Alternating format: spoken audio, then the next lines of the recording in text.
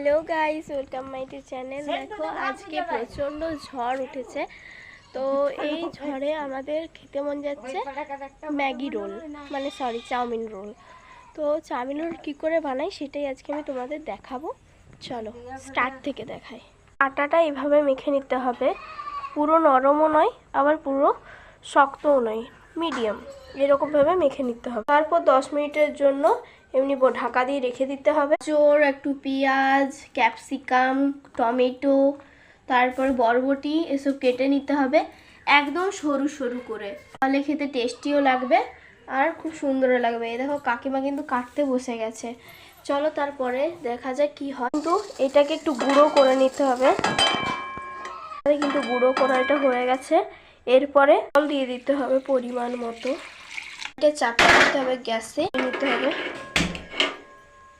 তো এটা একটু ফুটুক, মানে সেদ্ধ হোক, তারপরে দেখি কি করে করব সেটা তোমরা দেখে নাও। তারপরে সিদ্ধ করে নিলাম, এই দেখো সিদ্ধ হয়ে গেছে। কিন্তু এরপরে এটাকে ভাজবো, চলো দেখাই। এই জিনিসটা বানানোর জন্য কি কি ভাজবো, প্রথমে শসা, তারপরে টমেটো, কাঁচা লঙ্কা, গাজর আর বরবটি দেখবে ভাজবো এগুলো। তারা আরও কড়াইটা চাপিয়ে দিলাম। দেখো এবার তেল দেবো এটার মধ্যে তেল দিয়ে দিয়েছি। এবারে তেলটা একটু গরম হোক, শুরু করব। প্রথমে দিয়ে দিচ্ছি গাজর,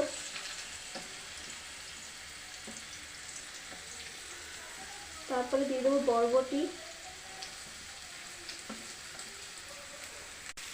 তারপর দিয়ে দেবো টমেটো কুচি, দিয়ে শসাগুলো দিয়ে দিচ্ছি, তারপরে দিয়ে দেবো এই লঙ্কাটা। জানি না এত লঙ্কা খেয়ে আমার কি হবে আজকে।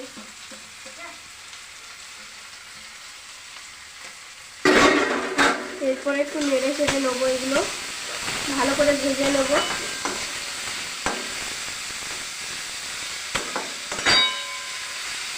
ভাজা প্রায় হয়ে গেছে। এরপরে এই যে চাউমিনটা যেটা রেখেছিলাম এটা দিয়ে দেবো। হেল্প করে দিতে একবার ঢেলে দাও, এটাতে যা আছে সব বাজারে দাও, দিয়ে দেবো। এরপরে নেবো,